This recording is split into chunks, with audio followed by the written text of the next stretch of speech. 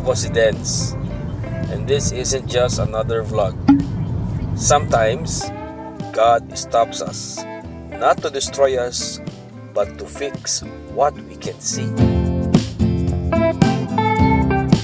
This is the story of a crash, a comeback, and a quiet repair.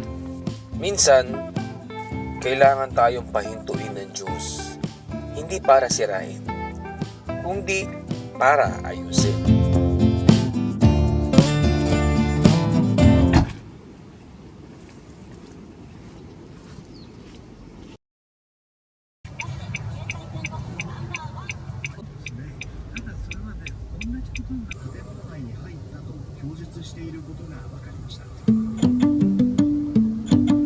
After 40 days, si Megumi, my car, is finally back. The damage was worse than I thought.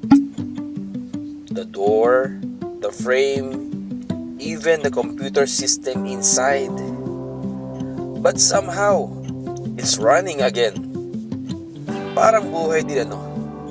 Sometimes, you need time and the right people para muling makatakbo.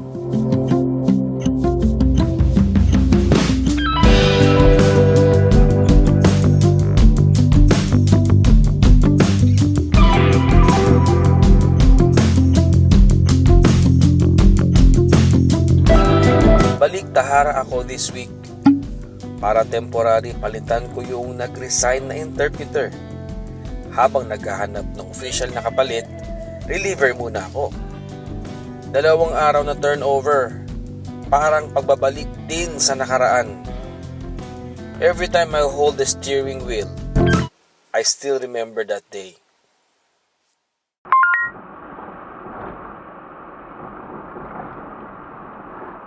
Okay, so this is a brief story na naranasan ko noong accident. It was September 3 of this year, 2025. Well, galing ako noon sa Autobox. Kakapalit lang ng wiper at floor mat. Papunta sana ako sa car wash. Ayun, so huminto ako sa intersection.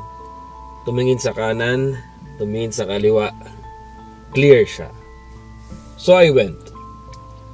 Then out of nowhere, may sobrang bilis na sasakyan mula dito sa aking kanan. No? Alright?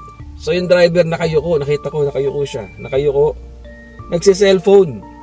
So few meters away, nakita niya ako. Yung parang, pero huli na. Tinamaan ang driver side ng doors ko. Yun, I remember sitting there, shocked, stunned. Yung impact, no, dito from here. Yung impact, nahulog ang katinuan ko. Para akong nablangko, naging lutang. Tumawag ako syempre ng kaibigan. And that time, actually meron akong schedule na papunta akong Mr. Filipino. So I contact Mary Jane Sato at pati na rin si Sacho Shu. So sila ang tumulong sa lahat. Nagpaliwanag ng maayos sa pulis, yung tumawag ng tow truck, hanggang sa mekaniko.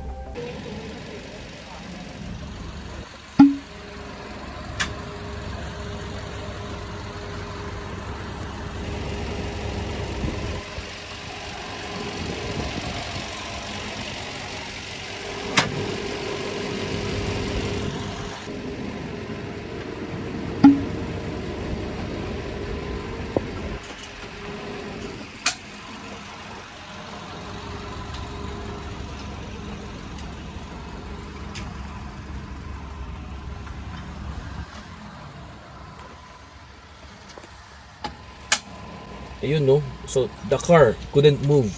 System error. As in talagang hindi mo talaga mapapaandar. Nag-i-start siya pero hindi talaga siya aandar.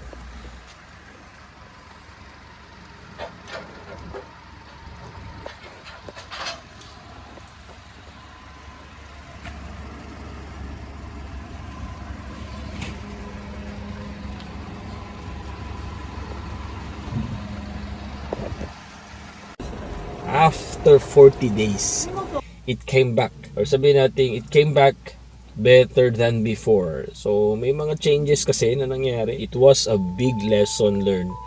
At nakilala ko ang mga tunay na kaibigan, ang mga tunay na concern na kaibigan. May mga tama, may mga crack, may mga punit, no? Pero may mga taong ginagamit si Lord para ayusin tayo. Hindi kasi bilis ng ng gusto natin, pero sakto lang sa oras niya.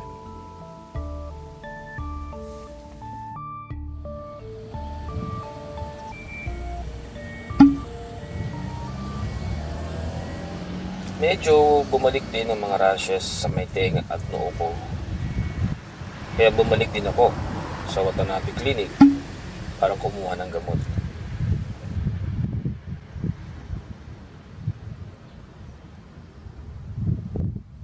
Parang cycle na minsan nakakainis. Pero tinatanggap ko na. May mga bagay na hindi agad gumagaling. Pero habang may gamot, may pag-asa.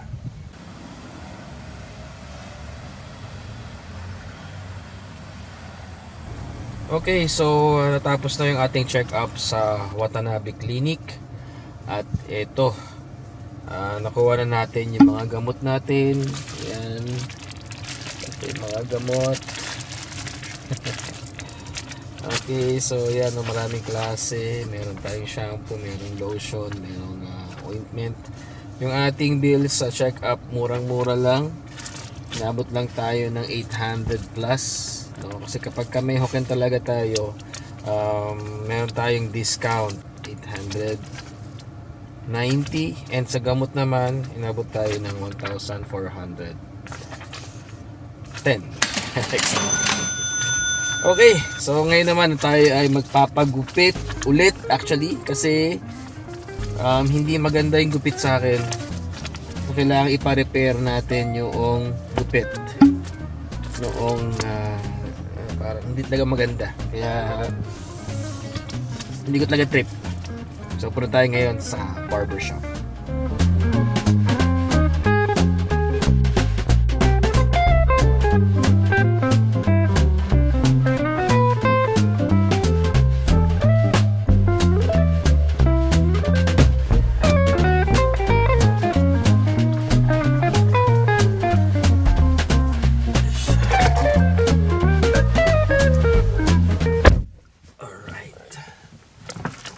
When I saw my car fully fixed, it reminded me of this verse.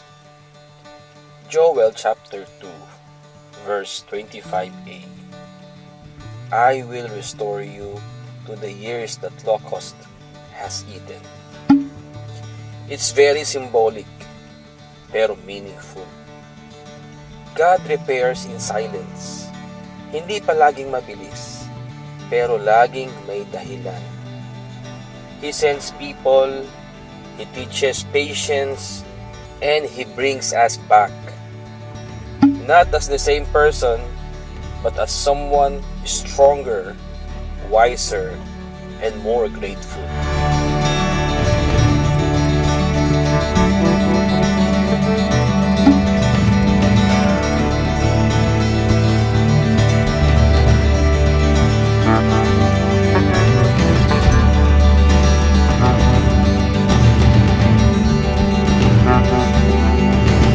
Just like my car, I'm learning to drive her again.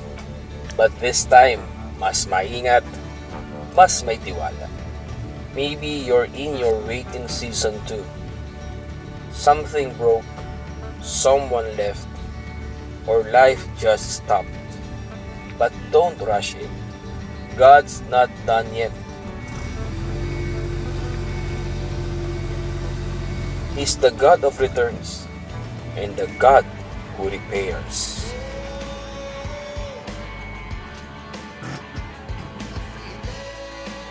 Okay, so that's our vlog for today. And always remember guys, everything happens for a reason. God is good. Keep on smiling. Sayonara.